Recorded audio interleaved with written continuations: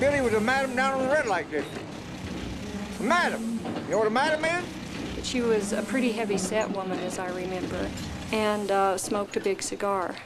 Goddamn, she had a wrist on her that big around. You know, you got all different breeds like you have today. You got the guy that's got a family. Well, he's pretty much, you know, stay at home, work, and then you got the rowdy bunch, you know, that used to drink quite a bit. And of course, in the early days, they supported the, you know, houses of joy or whatever you want to call them. Down on Pacific Avenue, there were probably 26 brothels and houses of ill repute. My great-grandfather came here from the Dolomite Mountains of what was once Tyrol, Austria, and presumably because it looks much like Tyrol. Skiing, as you know, goes back to the first miners came here in 1876. And skiing was, in part, a mode of transportation. And secondly, you talk to the old-timers, it was a means of recreation also. But another popular way to get down, especially in the wintertime, was to sit on the big paddle of your mining shovel with the handle up between your legs and shimmy on down the slopes. Made our brakes out of broom handles. Broom handles, you know? Well, years and years ago we skied, and we didn't have all the nice equipment they have nowadays. We skied over at... Walked. I mean, you literally walked up the mountain. This 1927 Nash and made it into a portable rope tow by taking the tire off and jacking it up, and it worked. Probably the first time they wanted to try to put a major ski area, or at least a lift and a trail up what we call the front hillside, was probably in about 1938. And, you know, that never did wash, and we had a real aggressive plan in the late 50s. Even sold stock, you know, at $5 a share, and that didn't wash. The mountain had the potential. It had the vertical, it had the size to be a great ski mountain. We were just a bunch of the good old boys and running really kind of a half-assed operation. And a group of us took a trip to Europe in the late 70s. It was either 79 or 80. And, you know, in between the German beer and courses of Edelweiss, we did come up with the concept of joining an old Victorian mining town to a high alpine ski in, ski out village, which is very European in concept. When you look all the way around you, it's like being basically in the Alps in Europe. That's right, that's right, yeah. The mountain village evolved into a ski in, ski out community with probably the prettiest views in the entire state of Colorado, if not the Rockies, if not the world. It's a skier's dream. It's a skier's paradise. Being able to, from almost every condominium project, from every townhome, from every home, you can basically put on your skis, walk to a lift less than 100 feet away, or literally ski out your front door, as you can do from the Doral Hotel. Again, we see the town of Telluride as being the laid-back counterpart to the mountain village. Walk out your front door, hop on a transportation system without getting in, the ugly automobile. The gondola, or a gondola, will be connected to the two communities of the town of Telluride and the Telluride Mountain Village as sort of a multi-purpose transportation link. Two villages which are essentially different, 100 years apart almost exactly. That in 11.5 minutes you can go from the core of one to the core of the other. It's got to be close to the way it was when my great-grandparents were here. We're starting to approach the amount of numbers that were here. It's starting to be the boom again. You know, if we didn't have the ski area and all the development and whatnot, this town wouldn't even exist anymore because there would be nothing here. One of the reasons that those of us who live here never return to what we refer to as the real world is because after we've lived here for a while, we're not fit to live in the real world. I know after I had been here for a couple of years, I outgrew all the three-piece suits I had hanging in my closet, and my ties were all the wrong width.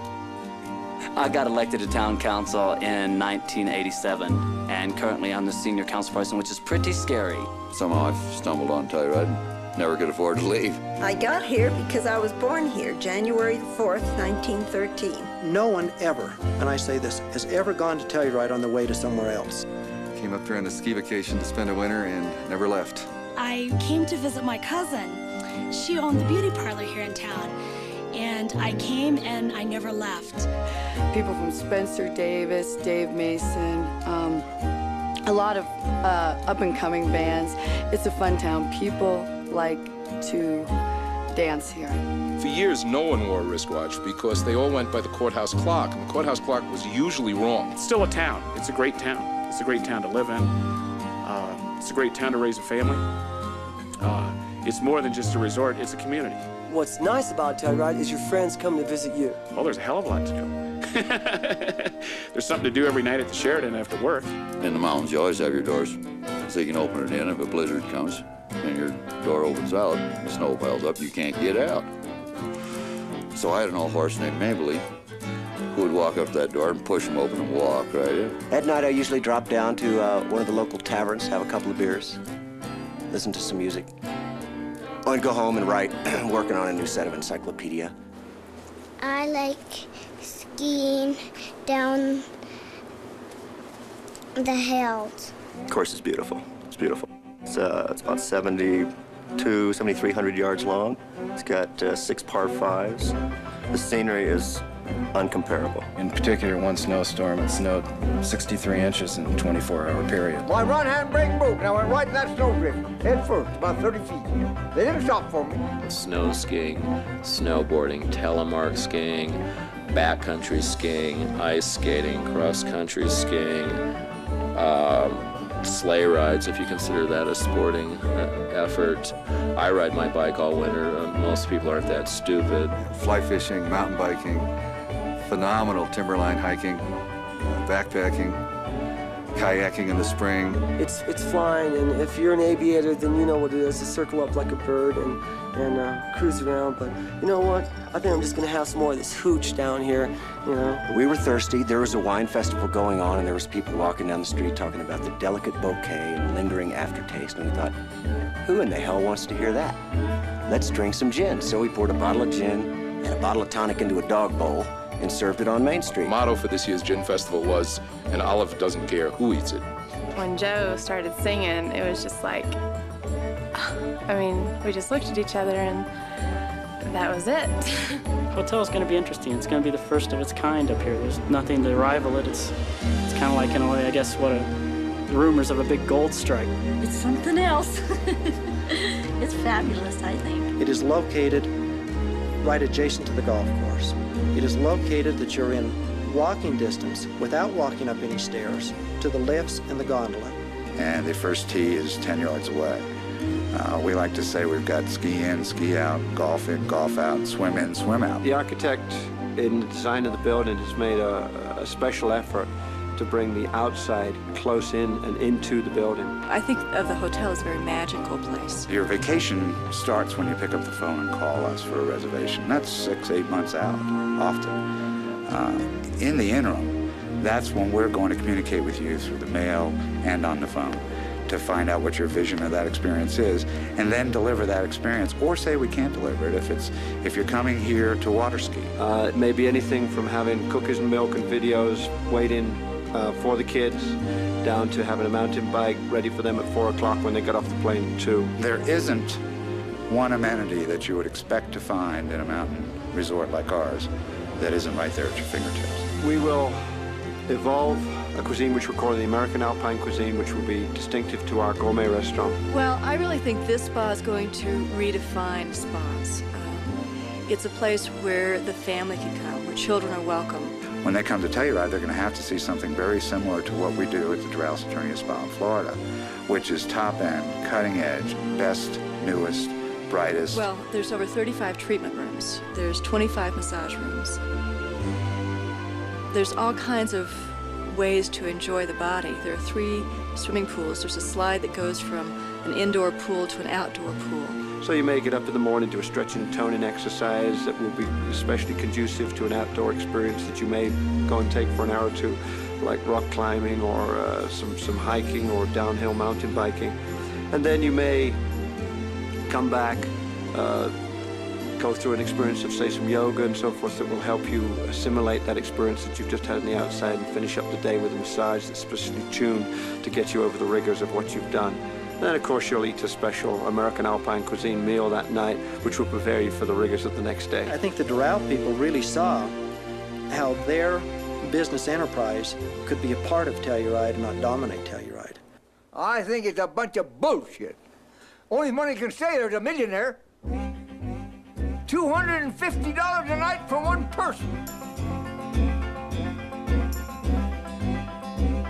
Gator Blix was his name, and he came in, and he always called me Mrs. And he come in and he said, Mrs., he says, do you know who you're looking at?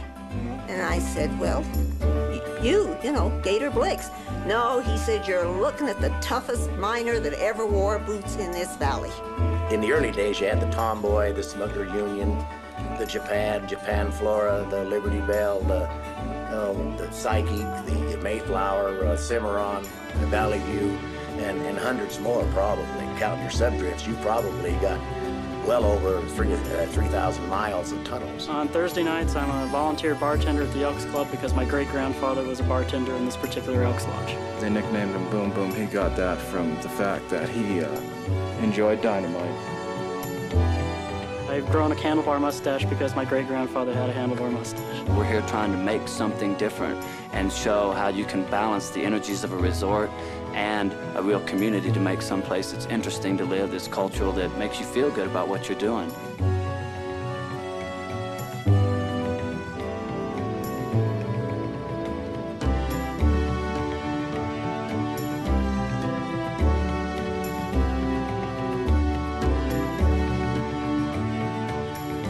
The big difference is people are moving here now with new cars. They're moving here with real jobs. They're moving here with resumes.